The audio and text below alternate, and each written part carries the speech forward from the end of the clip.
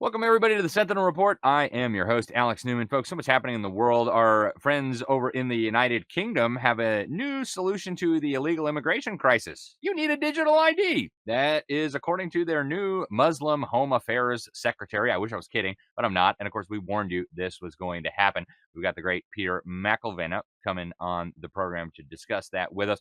We also have Senator Brandon Shippy from Idaho talking about the battle that just took place this year over whether the government will be funding home education and private schools or whether that will remain a parental responsibility so that we can protect the independence of homeschooling and private schools. We also have huge lies in the textbooks. I wish I were kidding, but we've got the smoking gun evidence. And then California wants your kids, or they want to hand your kids to anybody who claims to be protecting them. Yeah, all that and much more. Big news out of the White House today. Huge news on the vaccine front. So stay tuned for all of that today, folks. We've just got so much going on today in the world that everybody needs to know about. But we'll start like we do every day with a word from the Word. This comes out of Proverbs 10. It's in verse 9. The Bible reads, "Whoever walks in integrity walks securely, but whoever takes crooked paths will be found out." It's a good reminder, folks. Everything that is hidden is going to be brought into the light.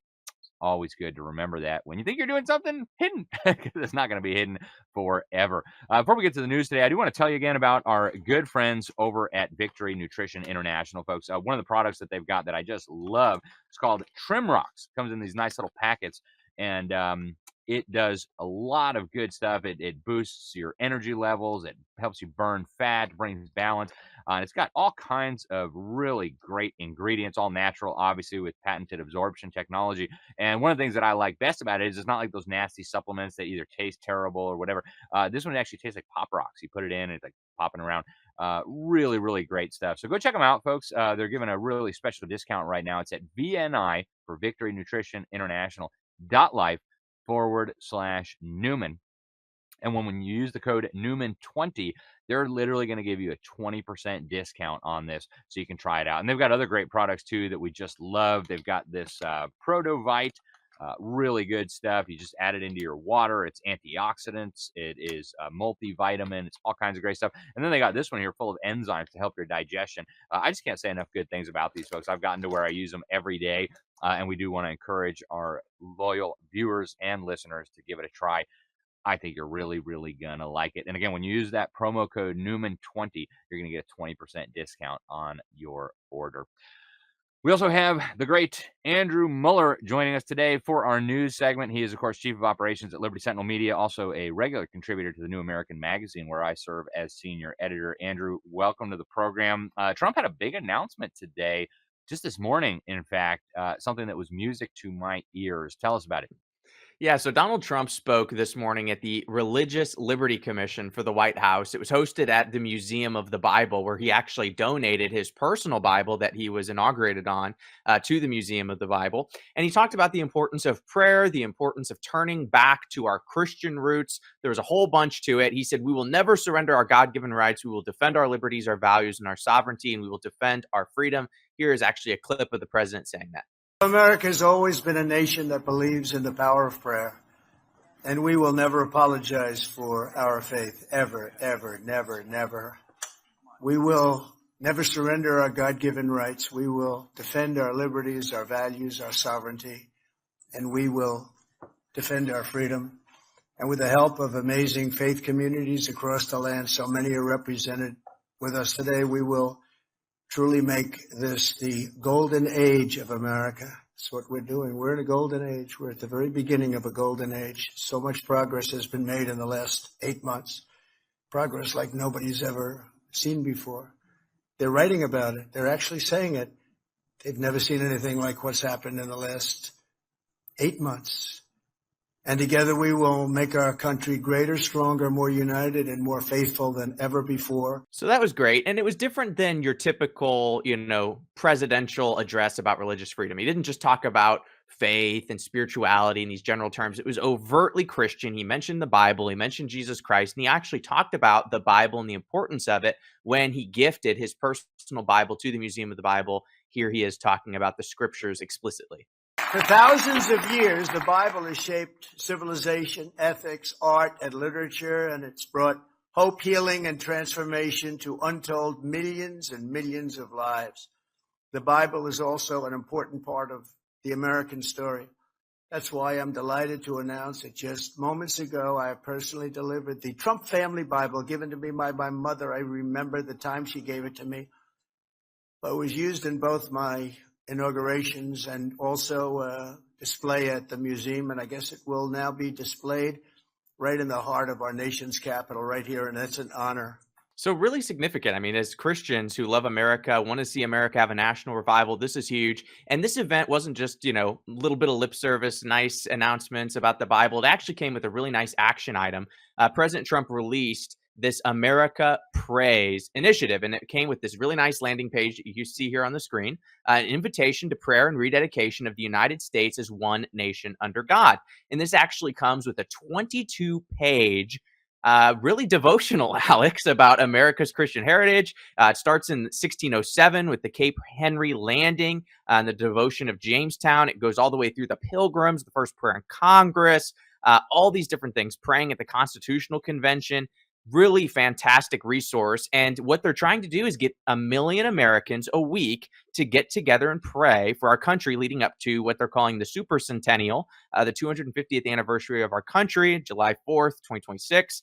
And this is going to be a really, really neat way to celebrate it, Alex. And they even say on that White House website to open prayer meetings with scripture about God's sovereignty and his plan for our nation. So this is really unique. It's amazing, Andrew. It's so funny. Just yesterday, I was thinking about what's going on politically, and it just I couldn't shake the fact that as much as there's some good things happening now, it's all going to be for nothing if America doesn't turn back to God and repent of this wickedness, repent of the tens of millions of babies that we've slaughtered, repent of the evil that our nation has exported around the world through Hollywood and the pornography industry and the so-called homosexual marriage. There really is no political solution to these problems. If Americans don't get on their knees and pray, it's all for nothing. So I cannot tell you how pleased I am to see Donald Trump calling for this. It's exactly what our nation needs right now. I hope the American people will respond. There is other good news. I mean, really, really good news on the vaccine front. It almost seems like Florida and the DeSantis crew is in a little bit of a competition with Trump and the Trump crew on who's going to expose the injections more vigorously. Just last week, Trump dropped this incredible note on his Truth Social platform. I'm going to read it here for our folks who are listening by radio or on podcast. It says it's very important that the drug companies justify the success of their various COVID drugs. Many people think they're a miracle that saved millions of lives. Others disagree. With the CDC being ripped apart over this question, I want the answer and I want it now. I've been shown information from Pfizer and others that is extraordinary, but they never seem to show those results to the public. Why not? They go off to the next hunt and let everyone rip themselves apart, including Bobby Kennedy Jr. and the CDC, trying to figure out the success or failure of the drug companies' COVID work. They show me great numbers of results, but they don't seem to be showing them to many others. I want them to show them now to CDC and the public to clear up this mess one way or another. I hope Operation Warp Speed was as brilliant as many say it was. If not, we all want to know about it and why. Thank you for your attention to this very important matter, President Donald J. Trump.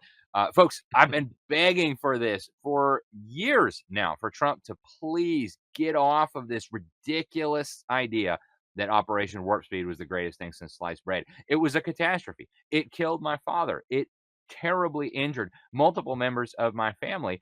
And as much as I appreciate so much of what Donald Trump has done, this was like my single biggest, can you stop it, please? And it does seem like the tide is turning in some very important ways. In fact, if we go down to 2.5, you just sent me this earlier today, Andrew. Trump posted a post saying that all vaccines are poison. Let's check this out.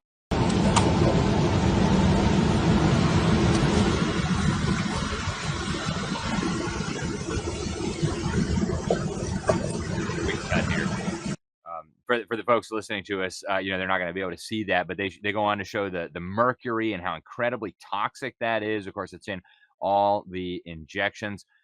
Andrew, before we get to Billy Gates of hell and other friends at the White House, we've only got a couple minutes before we got to go to break. What do you make of this shift on vaccines from the Trump administration? Well, I think that Donald Trump always makes the right decision when he has good and accurate information in front of him. That's typically his instinct. Now, he doesn't do that 100% of the time, but it would not surprise me one bit, Alex, if these big pharma, big vaccine people came to Trump and gave him false data, gave him false information and said, this is the right choice. You need to make it. All the experts agree. And he went ahead and did it. And I think now that real data is coming out. It's been coming out for years. We've been talking about on this show and the New American Magazine about how these shots are dangerous. I think Trump is starting to recognize that maybe the data he was given was wrong. So between that post he made on Truth saying, I want the data and I want it now, and now this new post that came out about an hour at the time of recording of this show right now, I think we're starting to see the president wake up to the fact that he was duped.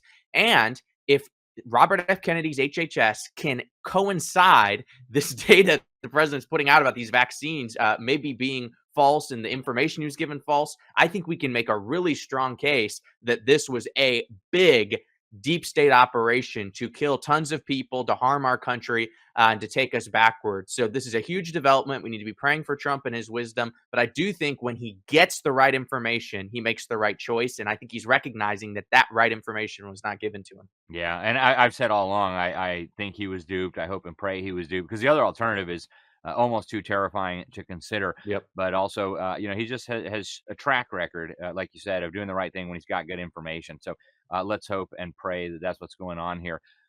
The Florida Department of Health is now working to end all vaccine mandates in Florida. In fact, you and I talked about this last week, Andrew, in our thank you note to our paid subscribers to the newsletter. We've also got a cover story coming out in the New American very soon about the danger of some of these vaccines, especially the COVID injection. But I want to show you guys just a quick little clip of Joe Latipo talking about these mandates. But what I'm most excited about is an announcement that we're going to make, that we're making now, which is that the Florida Department of Health, in partnership with the governor, is going to be working to end all vaccine mandates in Florida law. Yeah, he goes on to say, he goes on to equate forcible vaccines with slavery. He says, God gave you your body, not the government. So I'm really encouraged by that. Obviously, the Trump-endorsed candidate for Florida governor, Byron Donalds, says, I don't think that can be done. They're not going to be able to do that. We got to get it through the legislature. So we'll see. I'm hopeful. This is just outrageous that they think they can inject these poisons into children by force. And there's a little bit of bad news. Bill Gates just showed up at the White House with Zuckerberg. Let's roll a little clip of that. Well, I'm in the second phase of my career, giving away all the wonderful money that Satya's good work has helped multiply a lot. But I think the thing that ties my first career that I still spend some time on, because AI is so phenomenal, and my second career is innovation, innovating in health in areas like vaccines or gene editing, and the president and I are talking about taking American innovation to the next level to cure and even eradicate. Get out of here. Oh, man, gene editing. That reminds me of his article in the creepy Foreign Affairs magazine, where gene editing for good. We're going to not just edit all your food and your livestock. We're going to edit your babies. Bill Gates, get your grimy mitts off of the genetic code that God wrote for us. Just absolutely grotesque, in my opinion. I don't know, Andrew, why do you think Trump invited Bill Gates to the White House? What do we make of this? Well, he's always surrounded himself with people who invest big in America, big CEOs. He likes having Tim Cook of Apple around, just people who pour money into the country as far as industry is concerned. So I do think that could be part of the reason. And maybe he's keeping his enemies close. I hope that's the case. That's not an endorsement of what Bill Gates of hell, as you affectionately call him, is doing. Wow, Andrew. We got to go to break because we've got incredible guests coming up. I hope people will stay tuned because there's just really important information coming up. We got Senator Brandon Shippy. We've got Brian Lauer exposing the errors in the science books. We've got Peter McIlvenna talking about the push for a digital ID to solve the mass illegal immigration problem they put on us. And before we go to break, folks, I do want to encourage you to go check out Classical Conversations. My children have been enrolled in CC for many years. I can't say enough good things about it. It's just the best homeschool program that I know of. 135,000 other children plus enrolled in this, not just across the United States, but around the world. And one of the things that's so great about it, it's not just like a curriculum that you do at home. Once a week, you meet with a community of other families that are doing the same thing with paid tutors, and it's just it's an incredible thing. So go check it out, classicalconversations.com/LSM. The CEO also does a great podcast, Refining Rhetoric. I was just on last week talking about a new book that we are about to release, Woke and Weaponize, how Karl Marx won the war for American education and how we can take it back. So go check out classicalconversations.com, Refining Rhetoric, and stay tuned, ladies and gentlemen, because we're going to be right back after this quick break.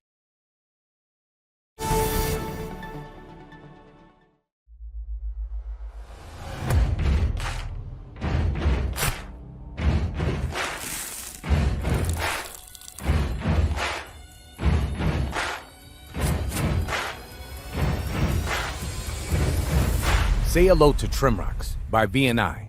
A playful and popping way to boost metabolism and mood, burn belly fat, and balance your systems. Pop some Trimrocks. Feel the fizz, feel the fun, feel the rush, feel the focus, feel the burn. A daily dose of metabolic nutrition in confection form. V&I's metabolic complex is as efficacious as it is effervescent. Made with our blend of proprietary ingredients that have been clinically proven to increase fat burn, reduce abdominal and arm fat, reduce waist and hip measurements, boost metabolism, mood, and immunity, improve endurance, and reduce stress, to name a few. Trimrocks is a holistic and happy way to support your metabolism. And because it is from V&I, you know that it has been protozoan for optimal absorption, delivering this stellar nutritional payload in a playful way that you will look forward to ripping and roxing every day. Rocks your way to trimmer, slimmer, vim, and vigor. Nutrition packed, science backed, benefit stacked.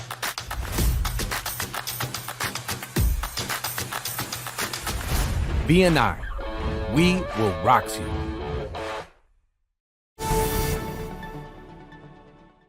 Welcome back to the Sentinel Report. Alex Newman, your host here. Folks, get over to our website, libertysentinel.org. Make sure you're signing up for the free newsletter. You're never going to miss any of the critically important things that we are doing here. Now, we usually don't start with foreign news when we start bringing on guests, but folks, this is a global phenomenon, and it's going to affect every single one of us. In fact, even before Donald Trump was elected, we warned you that the establishment, the globalist, deep state, whatever you want to call them, were going to exploit the illegal immigration crisis that they caused and the voter fraud crisis that they caused to try to force us all to have digital IDs. Well, the relatively new Home Affairs Minister, a Muslim in the United Kingdom, is now claiming, obviously falsely, that digital IDs will help us crack down on illegal immigration. We're going to play that clip, and then we're going to come right back with a returning guest, a good friend of the show and an incredible analyst doing amazing things. I refer, of course, to Peter McIlvenna. Stay with us. We're going to play this clip real quick. Digital ID in the future in order to, one of the reasons to be to tackle migration? Well, look, my long-term personal political view has always been in favour of ID cards. In fact, I supported the last Labour government's introduction of ID cards. The first bill I spoke on in Parliament was the ID cards bill, which the then Conservative Lib Dem coalition scrapped. So I have a long-standing position, which anybody who's familiar with my... Because it wasn't in the manifesto, was that a mistake? Well, I have a long-standing position of my own, which those who are familiar with my political track record will know that is something that I've always supported. And look, my other colleagues in government have started this conversation about how we might roll out more digital ID. As Home Secretary, I'm very clear we do have to deal with the pull factors that are making the UK a destination of choice for those that are on the move around the world. And I want to make sure that we can clamp down on that. I think that a system of digital ID can also help with illegal working, enforcement of other laws as well. So there is a broader piece of work here to be done by government, but I do think that that has a role to play for dealing with our migration system as well. Forgive me, could we be in a situation where everybody would be... Wow, they can't get a control of illegal immigration, but if everybody has a digital ID, then suddenly we'll fix it. Peter McIlvenna, co-founder of Hearts of Oak, thank you for joining us. You, of course, host an incredible podcast, Hearts of Oak. I hope people will listen to it on a regular basis. You're also chief of staff for Lord Pearson of Rannoch in the House of Lords, served as national campaign manager for Nigel Farage's UK Independence Party during the local and European Parliament elections in 2019. And of course, you're a regular guest on the program. Peter, thanks for joining us. Really appreciate it. What do we make of this push for digital IDs in the UK? Well, Alex, I was happy that you brought me on actually leading your show on a non-US issue, but then depressed the way you brought me on with. But it is the UK. This was Tony Blair's idea back in 2009. Tony Blair, the UK Prime Minister, who actually had a landslide win from a Conservative government over to a Labour left-wing government back in 2009. He had pushed ID cards. That never got traction. Now we're in a different world in terms of the digital eco-structure, and you've got a new Home Secretary in charge of the Home Affairs of the UK. She's just been appointed days ago, and she is a great believer that all we need is a digital ID, and that's going to solve all our problems, Alex. It's going to solve all our problems in terms of mass immigration, because all these immigrants who come over on the boats, and we just hit 30,000, we had 1,000 in one day on her first day in the job only days ago. We've just hit 30,000 coming over, and that may seem small fry in terms of the US audience, but in terms of the UK, this is huge, and it's about 25% above what we had last year, which was 25% on what we had the year before. So we've had a year-on increase in terms of mass migration. And the government, the Labour government, the far-left government claim that the way to solve this is a digital ID. This is talking to immigrants who come into the country, who burn or destroy or throw into the water all their passports, so we've no idea where they come from. Many of them claim to be children. Of course, they're not children, and they get a hotel, they get accommodation, they get a phone, they get a weekly allowance, they get all their needs looked after, because they've come from supposedly a war-torn country. And the best way to solve this is not to send these boats back to France, but is a digital ID that will monitor, control, and surveil all of us. If there is no bigger example of the failure of our government in the West than proposing a digital ID for their immigration failures. Yeah, it's truly amazing. And this lady, Shabana Mahmood, I guess the new UK Home Secretary, it's going to be her top priority to get the illegal immigration situation under control. I'll tell you what, I'm not going to hold my breath waiting for that, Peter. There does seem to be something of a public outcry in favor of getting the situation under control, though. I mean, from a distance, I'm seeing, the St. George flags flying all over the country. I'm seeing the left-wing government people saying that that's racist somehow. Are people finally fed up enough with this that even the left-wing government has to at least pretend to be paying attention to this? So we've had a mass pushback from last summer. We had a big pushback on mass immigration. We had huge demonstrations. The Labour government, the far left government, locked up to 1,000 people in prisons for that concern. That has been bubbling under the surface. And I haven't seen such an anger, such a frustration, such a groundswell of opposition towards mass immigration on both parties. We have a uni party just like you have in many ways in the US. We have a uni party in the UK. We are seeing a mass rising against that. And that happened at the end of last summer.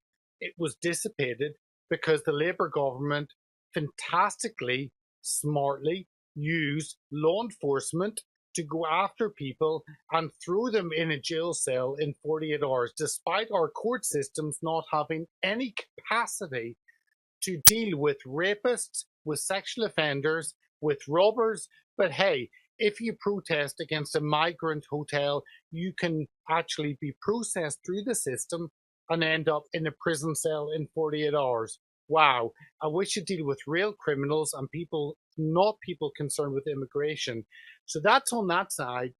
That pushback on public pressure was enough to dampen the public mood, and rightly so. Who wants to end up in prison? We had journalists actually thrown in prison cells. We had people arrested for 2.5 to 3 years for opposing these migrant hotels. That did great job on dampening that public frustration and anger. But that has picked up recently. In the last 6 weeks, picked up recently. We've had, God forbid, the flying of the Union Jack, the flying of the Cross of St. George for England, of course, the British United Kingdom made up of England, Scotland, Wales, and Northern Ireland, 4 nations coming together. And we have had a mass rising of flying flags on lampposts, on street lights, all across the UK.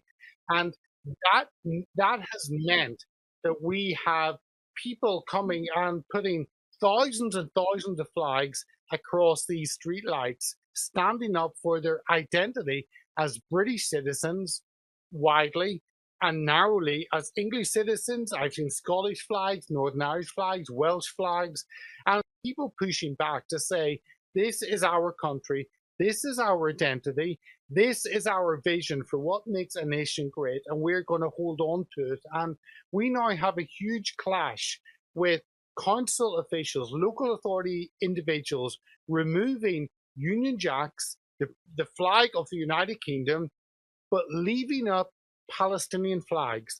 That's the situation we find ourselves in the UK. And it's been pure anger amongst hardworking British citizens. The media have reported on this disparity between actually promoting the UK, which is not allowed, for promoting Palestine, Gaza, Hamas, that is allowed. And the British citizens are seeing through this. And we have a Labour government, a far-left government that is so weak, after only being in power for a year, and yet it's got some of the lowest approval ratings of 22, 23, 24%.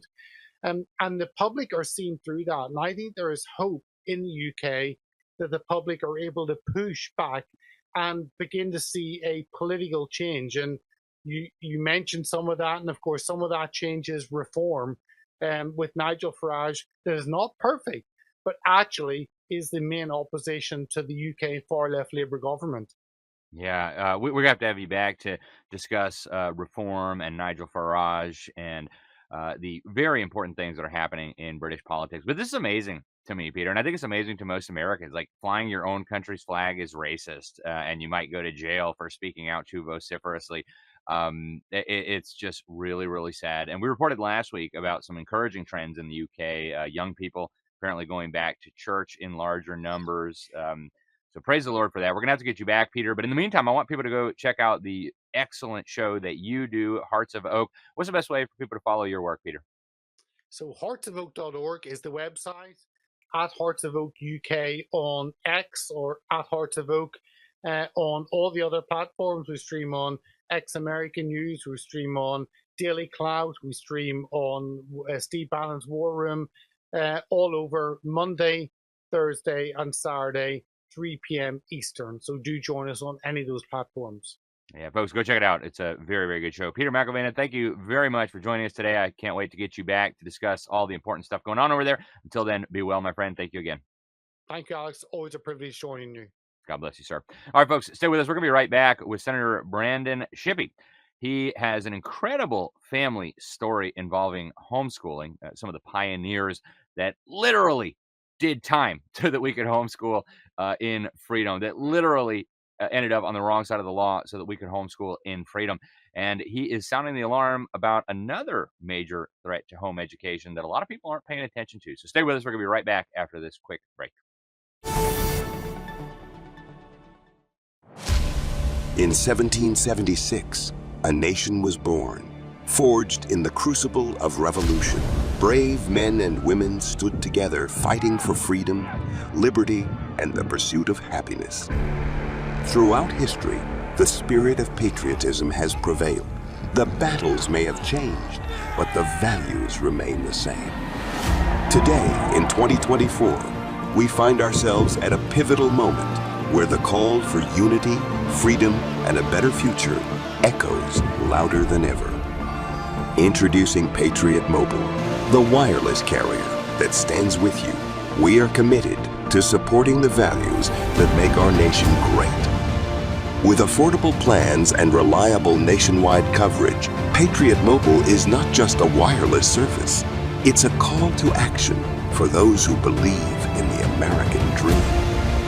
Because this year is not just any year, it's the most important year since our nation's founding.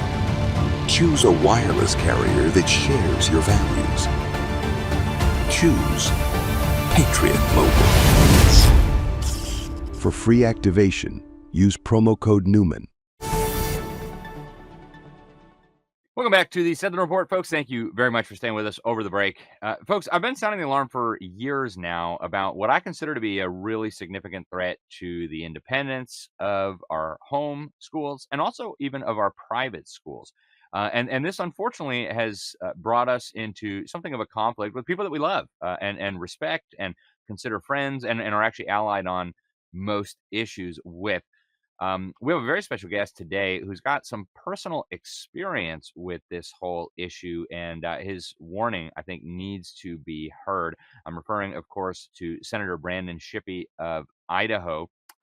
His family was one of the pioneer families. They actually came under government attack for their homeschooling. If you're watching us right now, I want you to see the news reports of the time. They actually grabbed the parents, grabbed the children because they were not sending them to government school or school as prescribed by law.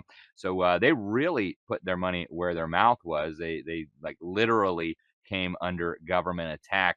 Brandon Shippy now represents the 9th District in the Idaho Senate, and he gave an impassioned warning recently to his colleagues about the very threat that I'm talking about. So let's roll that, and then we'll come right back with the senator.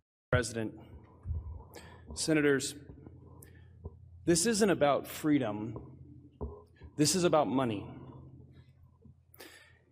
In 1984, 6 Shippys were jailed for homeschooling their children. These were 3 of my great uncles and 3 of my great aunts. They were not asking for money. They were asking for freedom. Freedom to educate their children according to their convictions. They believed in self-reliance, self-responsibility. And they knew that what government funds, government owns. So they were not asking for money. They were asking for freedom, and they were jailed for that. Many of you know the story. My dad was very poor. My mom had 15 children, large family, 1 income. My dad was a gopher trapper. We lived in a single wide trailer house. We would drive to Boise once a year, and my parents would purchase school books, school supplies from money that my dad had earned working hard. That was the example that he set for me. What they wanted was freedom, freedom to educate their children according to their own consciences and convictions. What government funds, government owns. This is not simply... And that goes on. It's just a beautiful warning. Senator Brandon Shippy, welcome to the program. Thank you. You are, of course, a native of Idaho. You are a small business owner. You own Shippy Sprinkler LLC. You do a lot of really important work. You've opened your home as a foster care provider, and you've just got an incredible story. So thank you very much for joining us, Senator. Really appreciate you coming on today. No, thank you, Alex, for having me. Appreciate it. Absolutely. So last year, or actually, maybe it might have even been earlier this year, Idaho went ahead and passed basically a major so-called school choice package where so-called homeschoolers are going to be able to get basically government money. I mean, I think it's kind of in the form of a tax credit. And you were one of the Republicans who kind of went against the grain here. Talk to us about your concerns on this.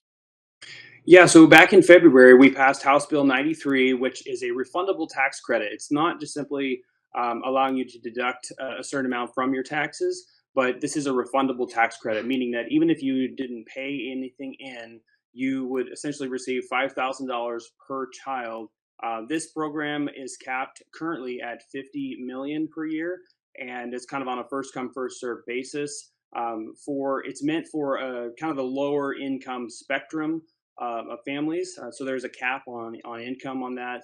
And I think it graduates a little bit as the program maybe has a little more money that hasn't been used up and so forth. Others can tap into it.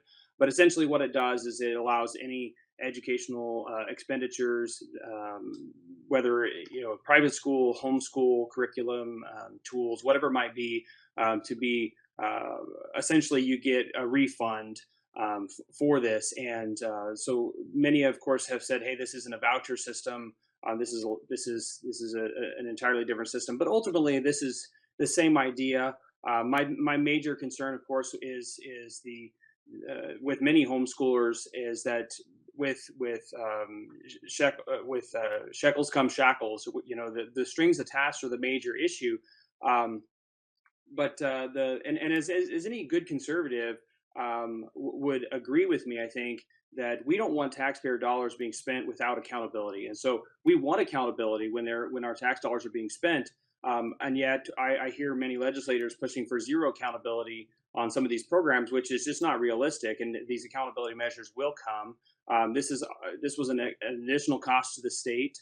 But some of my major concerns are not just with the money itself, but what this will do. Some of the foundational issues, and I've been very vocal about this. Some of the foundational issues that are within the public school system is very basic and systemic, and it's that when you don't have when you're not invested in something, it tends to fail. And so with government-funded programs, typically doesn't produce hard work. It doesn't produce personal investment, whether from the parents or from the children. And then it produces rather than self-reliability, self-responsibility. It changes the culture itself at a very basic level. And one of the things that I said in that speech as well is that your first generation that receive this free money essentially appreciates it. The second generation expects it, and the third generation demands it. That is the process of entitlement, and it begins to breed into the culture itself. And right now we have a very robust culture in Idaho, the homeschooling culture that we have here, where we have a self-reliant people, self-responsible, hardworking. They're some of the smartest, most successful people around, and yet with this program that we've now created in the state of Idaho, we won't see the immediate impact as much as the long-term impact. And so those are my major concerns there, that it'll begin to erode this beautiful culture of self-reliance and responsibility and hard work. And in a few generations, people won't even remember the hard work that was put in for fighting for this freedom, as my family members have. Yeah, I share all of your concerns, Brandon. And it's interesting because I actually gave the keynote talk this year at Homeschool Idaho State Convention. And I can tell you the homeschoolers that I dealt with, and there was a lot of them there, they didn't want the money. They felt heartbroken and betrayed by their Republican lawmakers that despite their objections, this thing went through anyway when they all told them that they didn't want the money. And I mean, if anybody could quote unquote use the money, it'd be your family, right? 15 kids, not a lot of money. I mean, it's, your parents put incredible sacrifices in so that you guys could get a good education. It's really sad. Brandon, I want to ask you, because you've dealt with a lot of your colleagues, you've seen the pressure, and we've had some of your colleagues in the state Senate on this program, people that I really love and I hold in high regard, people who I respect, and they voted for this. What's the climate like there? How did they get so many Republicans to vote for this? Is it just, misplaced idealism? Was there behind the scenes pressure campaign? How did that happen? Well, there were a couple of levels here. This has been kind of a far right grassroots effort being pushed at several different levels. And it has kind of become a conservative or right-wing talking point in Idaho because many, or most, probably all on the left are very opposed to school choice, but for other reasons than what I am opposed to it. Right. And so it's kind of an easy thing for conservatives to get behind. President Donald Trump came out and specifically endorsed this piece of legislation. This is the only piece of legislation he endorsed in Idaho, which I thought was a little bit bizarre. So I think most of them voted for it in good conscience and believing this is going to help families to remove themselves from the public school system, and so that they see this as a positive step. They say, hey, there are families that are wanting to break free from the public school system, but really have no options, and this is going to provide an option for them. I've argued that this doesn't fix any of that at all. I think statistically, this hasn't really actually even created that situation. You think about, you get $5,000 tax credit per child. That doesn't do anything for two working parents who can't afford their mortgage without both of their incomes, and so they're not, one of them is not able to quit their job in order to do homeschooling, and so that leaves only private school as another option. But $5,000 a child is not enough to cover private school, and so they've still got to be somewhat independently well off. Otherwise, they're still just stuck where they're at, even if they wanted to. This program really doesn't help them. Who it really helps financially in the short term is those who are already sending their children to private school, who are able to afford that currently.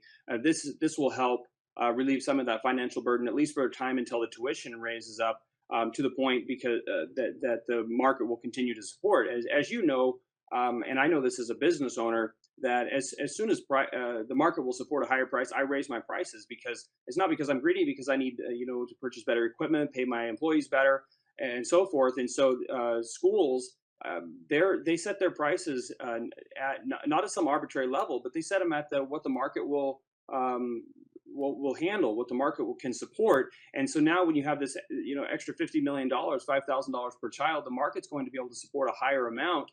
They're going to raise their prices because they're going to be able to pay their teachers more and so forth. So it really won't even relieve the financial burden very much on these private school situations. On the homeschoolers, they're spending about $1,500 per student per year, and now they have $5,000 available. So the pressures of the market, which are created by the limitation of money, that's going to go away automatically, and so that's going to create a culture of bloat, of inefficiency, of no innovation, because the pressures to keep your prices down in order to sell your products is going to go away, because now everybody's got over 3 times as much money available to purchase the same things as before. And so it really doesn't do anything besides take the existing self-reliant, self-responsible homeschoolers and private schoolers and start to create a culture of government dependence and market disruption by these government subsidies. And that's really all it accomplishes, in my opinion. I don't think it actually accomplishes anything great in the short term, and I think it has a devastating effect in the long term. Yeah, I agree with you entirely. It's really sad to see so many other Republican states jumping on this bandwagon. Senator, we're almost out of time. I got to ask you before we go, we've only got about a minute or two left. Is it possible to reverse course here, or is the toothpaste out of the tube and it's just going to expand from here? It's really hard to say. I think it's possible if we can win the argument that this is a bad idea. If we can win that argument, I've been arguing with my colleagues on this, trying to be as gentle as I can, because I know many of them are very sincere.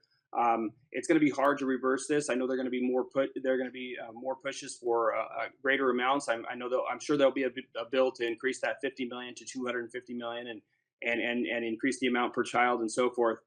This is going to be a continual battle in the state house, but I'm hopeful that we can reverse that and actually have some real conversations surrounding this.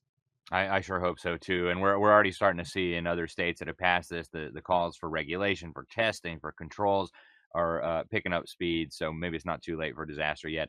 Senator, thank you very much for joining us. Is the best place to follow you on X? You've got an excellent X account. Is that the best place to follow you? That's probably the best place. Yes. All right. And how do people do that? Well, I don't remember it off the top of my head now, but I believe it's at Senator Shippy on my X account. But it should be easy enough to find me there. Yeah, very good. I'll be able to pull it up here real quick. It's x.com/Senator Shippy. For those of you listening on radio, it's SHIPPY, Senator Shippy. Senator Shippy, thank you very much for joining us. Really appreciate it. Thank you for standing firm on this really significant issue. I hope we can talk to you again soon. Alex, thank you for having me. Absolutely. God bless you, sir. All right, folks, stay with us. We got one more guest coming up in just a moment, talking about errors in the textbooks. And I know some of you are like, no way, errors in the government school textbook. Yes, there are very significant errors in the government school textbooks. We're going to talk about some of them on the other side of this break. Are you worried about spike proteins and how they may impact your health?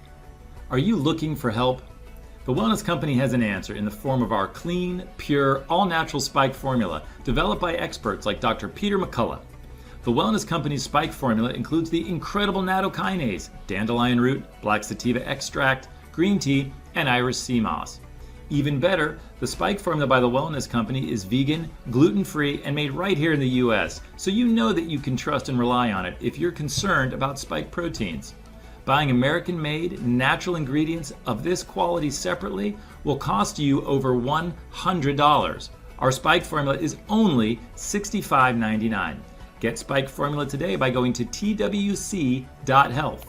Sentinel Report users use the code Newman at checkout for an additional discount. Go to twc.health, promo code Newman, and get peace of mind if you are concerned about spike proteins. Welcome back to the Sentinel Report. Folks, they are lying to our children. They're lying to them in history class. They're lying to them in math class. They're lying to them in every class. But science, in my opinion, is one of the most pernicious. I've seen some of these textbooks myself. They are abominable. They're filled with lies. And we have a guest today to break down some of these. His name is Brian Lauer. He's a creationist researcher. He's given talks on creation and freedom from Minnesota to Florida in churches, schools, colleges, and conferences. He's got some of his talks up at the Solidify Your Faith YouTube channel. Obviously, it's hard to find stuff when the algorithms are burying you, but go check it out. Brian, welcome to the program. Thanks so much for joining us today. Well, thank you so much for making time, and thank you for being the tip of the spear in this education battle. You're a blessing. We really appreciate it. Thank you, Brian. So you've been going through some of these textbooks, these quote-unquote science textbooks. I'm going to call them pseudoscience textbooks, but these are used in government schools all across America, and they're trying to convince our children that they came from monkeys over billions of years, somehow slime turned into a fish or something. And you've got specific examples of these errors. Talk to us about some of the egregious ones you've seen. Well, last year I got the passcode to go through our online textbooks, and I found several errors, and I pointed them out to the curriculum director, and she said, "We're just teaching the state standards." So then I asked her, "Well, what standard says we're 1.6% different from chimpanzees?" And she didn't respond, but the superintendent emailed me saying that they contacted a law firm in their response. So then I went to the school board to see if they would do anything. And a lot of these talks show up on my school board playlist. But yeah, there's 1.6. That's false according to Nature, and NASA, or not NASA, but PubMed says it's 5%. And a brand new one, Nature, just this year came out and said we're about 15% different. And if you want to hear Grok's interpretation of that, go into, I've got a clip of it on my channel, but also go into Answers in Genesis Canada. And you're going to see how that it knows that it's 15%, but yet it'll still tell people as a first-time user that it's 1%, because it's programmed to give consensus answers instead of accurate answers. And those Talk with Grok and Chat with Chads, that's on Answers in Genesis Canada. It's very eye-opening on what AI is programmed to do. Yeah, so lies in the textbooks, lies in the AI, surprise, surprise. And there are actual, like, fraudulent frauds in these textbooks. One that you and I talked about briefly was Haeckel. I mean, you've got science textbooks or pseudoscience textbooks still promoting this proven fraud. Talk to us about it. Yeah, I couldn't believe it when I saw that. And I was at the fair trying to get this out to people. Yeah, that's the accurate answer. But if you show the other one, there's another image there of, it shows how it doesn't matter if you're a bird, a bunny, or a person. You all look pretty much the same on the left there. And those images are real close to Haeckel's fake drawings. And like you said, they don't look, if you show the other image, they don't look anything like each other. They don't look anything like what he drew. And you're right, they were proven wrong over 100 years ago. And I was at the fair trying to show people this, and somebody said they should update their textbooks. And I said, yeah, these are brand new. These are 2024 textbooks. But that's what the standard says. They have to, in Minnesota, they have to say that the embryos look the same, or they go through similar stages, and they don't have evidence for it, so they have to fake it. Yeah. It's amazing, Ryan. And, the next generation pseudoscience standards, these are brought to you by the same people that brought you the Common Core horror. You'll learn about global warming. You'll learn about infinite genders. You'll learn about all kinds of total pseudoscience. You will never hear the term scientific method, because all of these lies would immediately fall apart if the children understood the scientific method. Brian, why are they doing this? Why are they putting proven frauds, proven lies into the textbooks that children are learning from? Well, you can't prop up the truth with truth. true things. You have to prop up a lie. Evolution and the Big Bang are lies. You can't prop that up with truth. So they have to falsify information to get people to believe it. And this is just a few of them. I've got to go through a lot more of them on a talk that I gave at college, airs in our textbooks on that YouTube channel. But I think why they're doing it is they don't want God. And because, if our rights come from God, now the God's in charge. But if you can get rid of God in the science textbook, science room, well, now the government's in charge. And here's a book by, it's called Dumbing Us Down by John Taylor. And he was Teacher of the Year in New York, about 20 or 30 years ago. And he wrote about how, what we're doing, we're teaching kids not to think so they conform. And so then the government, it's an easier population to control. Because if you have a bunch of thinkers out there, it's going to be a lot harder to control them. And he thinks that genius is common. It's just that we put them into a system of education that kills their curiosity and their creativity. And then they just memorize. They don't think. They don't learn how to do those critical thinking skills. And we need critical thinkers. And we saw that during COVID. Yeah. It's so true. I love John Taylor. God, I've read many of his books. An incredible individual. In fact, we dedicated the first book I wrote on education, me and Dr. Sam Blumenfeld, we dedicated it to John Taylor Gatto and some others. Just incredible information he brings out. Brian, I don't know if I've told you this, but this issue is actually real near and dear to my heart because I remember being totally brainwashed, believing that we came from slime over billions of years and there is no God. And the first time somebody asked me about evolution, I actually laughed at the guy. Like, who would not realize that evolution is a proven fact?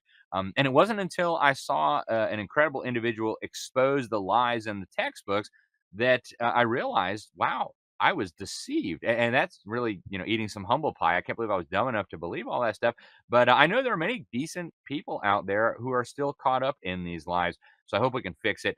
We're just about out of time for today, Brian. But final thoughts. How do we fix this problem? Why is it so important that we fix this problem? Well, the key question, if there's no God, ask him, how did life begin? It says, over millions of years, life pops into existence, but there's not a scientific paper on the planet that shows that. And actually, water is an enemy to life. It's going to break apart the molecules faster than they can get put together. And you were lucky. I mean, we need a vast number of people to realize that we've been deceived. When that happens, we can have a scientific revolution. So we just have to get informed and inform others. Some good ways to do that are with community action teams or creation clubs, but at least make sure that your own family understands that there's lies here. We need to point them out and expose them to other people as much as we can. Amen. I couldn't agree with you more, Brian. I actually have my own children reading Darwin's On the Origin of Species. I want them to know this fraudulent theory better than the kids coming out of the brainwash camps so that they can have reasonable discussions and show people what a big, fat lie from the pit of hell this all is. Brian, thank you very much for joining us. Really appreciate it. I hope we can talk to you again soon. My pleasure. Thanks for doing what you do, Alex. Thank you, sir. God bless you. All right, folks, stay with us. We got one more segment, a very special guest coming up, Pastor Brandon Holthaus. Huge things happening around the world and also in California. I'm heading out there in just a few weeks for an incredible conference. Stay tuned. We're going to be right back. Life's just better with VNI. There's purpose, there's passion, and there's a renewed sense of inspiration and optimism with every day. After all, we were founded on the power of possibility.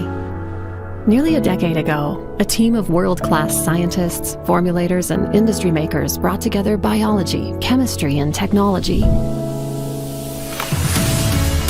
and created something unique and life-changing while infusing a new sense of health and hope into the world.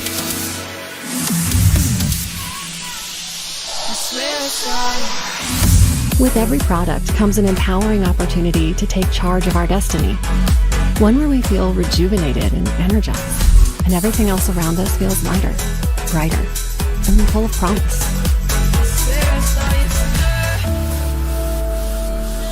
Let's live victoriously, together.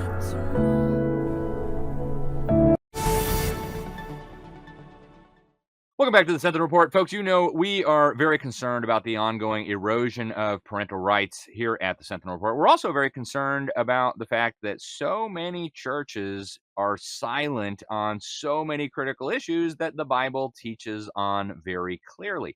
Sometimes even worse than silent, they're actually teaching things that are unbiblical or even anti-biblical. Well, over in California, sometimes jokingly referred to as the land of fruits and nuts, incredible things happening. The legislature was recently considering a bill, AB 495, that would allow basically anybody to take custody of a child by filling out an affidavit. Some pastors spoke out, Pastor Jack Hibbs, of course, and also our guest today, Pastor Brandon Holthaus. He is the founder of Tip of the Spear Ministries. He's a brother in the Lord, a great man of God, and he was at the Capitol as well, pushing back on all of this. Brandon, welcome to the program. Thanks so much for joining us. Talk to us about this bill. Yeah, this is insane. Of course, it can only come out of California, Satan's throne. You know, they want to pass a bill for AB 495 that allows anyone without any identification to take custody over a child. Now they did it under the guise of helping illegal aliens who get taken by ICE and what we're going to do with their kids. But it's so open-ended that this has become nicknamed the groomers or sex trafficker bill, because anybody without any identification could take away parental rights and just take custody of a child. Just imagine you having a child in high school and saying, hey, I want to be gay, I want to be transgender, my parents are not going for this. And then some teacher or somebody saying, well, come live with me, I'll take custody of you, and I'll allow you to do what you want to do. It's a complete attack against parental rights. And so we went to Sacramento and we protested it. But Alex, my concern is, where are all the pastors? Yes, Jack Hibbs was there, I was there, and a handful of pastors were there, but it was mainly grassroots Christians that were there protesting, because the churches are not involved anymore in any of the critical issues that they should be involved in, Alex. Yeah, I couldn't agree with you more, Brandon, and that's one of the reasons I'm so excited about this conference coming up in California. It's called Prophecy Conference, Awakening the Church in Times of Apostasy. It's going to be October 4th, 2025 in Bakersfield, California. Pastor Brandon Holthaus will be there, of course. I will be there. Steve Deese, the great Tom Hughes, the great Carl Teichert. This is going to be absolutely amazing.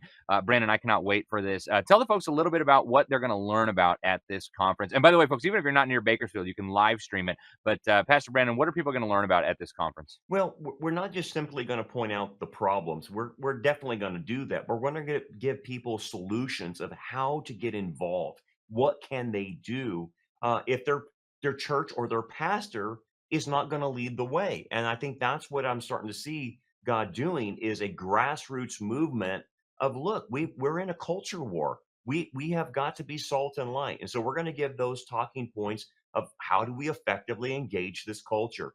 And that's what the lineup that we have. Of course, you're going to be there. And we hope to do that to equip the saints to be able to engage. Otherwise, Alex, we're going to lose the West. And we're going to lose it to neo-paganism or whatever that's going to take the place. But we're in a culture war, and we've got to train people how to fight this culture war. Amen. I just couldn't agree with you more, Pastor. And, the remarkable thing is that the Bible is just so clear about so many of these issues. And I just don't understand how people can waffle on this or beat around the bush or remain silent when these horrors are being perpetrated against our children, against our churches, against basic morality and matrimony. And it's just, it drives me nuts, but I'm so grateful that you are on the front lines of this, Pastor. Tell people real quick, I've got it on my Twitter and my Facebook and all those things, folks, if you want to find it there. But what's the best way for people to get registered and signed up for this conference, Pastor? Yeah, just go to tipofthespearministries.com, and there you can sign up. You can live stream it. Hopefully, if somebody's close, they can come in person, but it's going to be available for live stream. And you can sign up there, hear the whole conference. It's going to be great. And be plugged in, be part of this grassroots movement to reinvigorate the church, awaken the church to the culture war that we're in. Yeah, it is so essential, folks. Of all the institutions that God ordained, you've got family, you've got church, you've got civil government. Church is obviously one of the most critical institutions on this planet, and we need to know what the Word of God says about all these issues. Pastor, thank you very much for joining us. I can't wait to see you in California here very soon. God bless you, and we'll talk to you very soon. Looking forward to it. See you, Alex. Thank you, sir. God bless. All right, folks, that's all we have time for today on the Sentinel Report. Again, if you're near Bakersfield, I want to encourage you to get to this conference. If not, check it out on the live stream. It's going to be great information. God willing, we shall be with you again next week. In the meantime, get over to libertysentinel.org. That's libertysentinel.org. You can find all the critical news of the day. You can sign up for our free newsletter to make sure you never miss anything. And you can check out a list of our sponsors and so much more. I'm Alex Newman. This is the Sentinel Report. We appreciate you so much, and God bless you all.